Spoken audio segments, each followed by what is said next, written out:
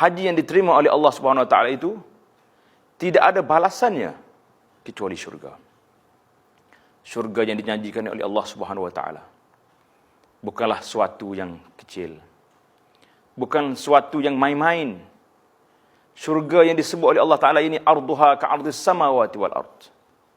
Luasnya seluas langit dan bumi. Yang disediakan di dalamnya ma la ainun ra'at wala uzunun sami'at wala khatar ala qalbi bashar. Dalam hadis kursi Allah menceritakan, a'dadtu li'ibadis salihin.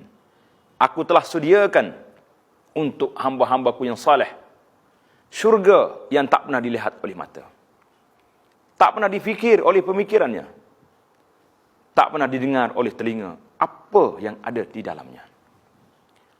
Maka di antara persiapan yang pertama, sebelum kita melangkah menunaikan fardu haji, yang pertama sekali ikhlasun niyah. Mesti meletakkan ikhlas niat kita semata-mata kerana Allah Subhanahu Wa Taala. Dalam hadis Nabi sallallahu alaihi wasallam menjelaskan innamal a'malu binniyat. Setiap amalan itu bergantung kepada niatnya. Niat kita nak lakukan haji ini kerana apa?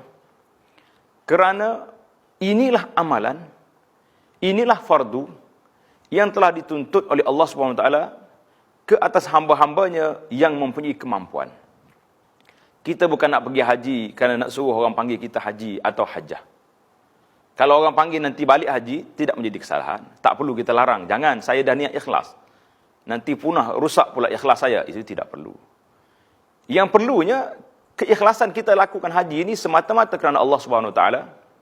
Apa-apa yang kita dapat selepas daripada itu, gelaran ke apa saja, itu adalah merupakan anugerah Allah Subhanahu Wa Taala kepada kita. Masalah ikhlas adalah masalah hati.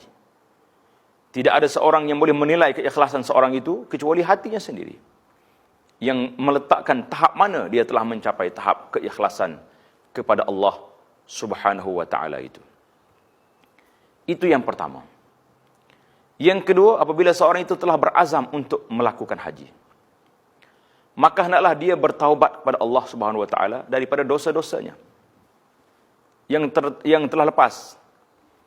Terutama sekali dosa-dosa yang terlibat dengan manusia, hak-hak yang terlibat dengan manusia, dan hak yang terlibat dengan Allah Subhanahu Wa Taala.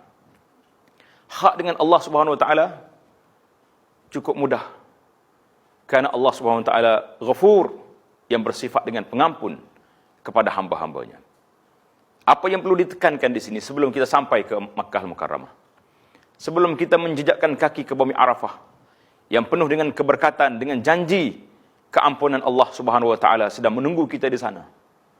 Yang pentingnya kita selesaikan hak kita dengan manusia.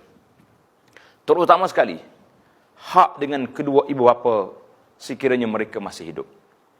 Mintalah keredaan mereka, mintalah keizinan mereka, dan kalau ada perkara-perkara yang belum selesai dengan mereka, ada berlaku putus hubungan silaturahim yang begitu longgar ataupun rapuh ataupun telah rusak, perbetulkanlah. Jangan kita malu, jangan kita segan, jangan kita takut untuk mendapat keredaan mereka. Kerana hak manusia, Allah SWT beri hak itu kepada mereka untuk mengampun dan memaafkan kita.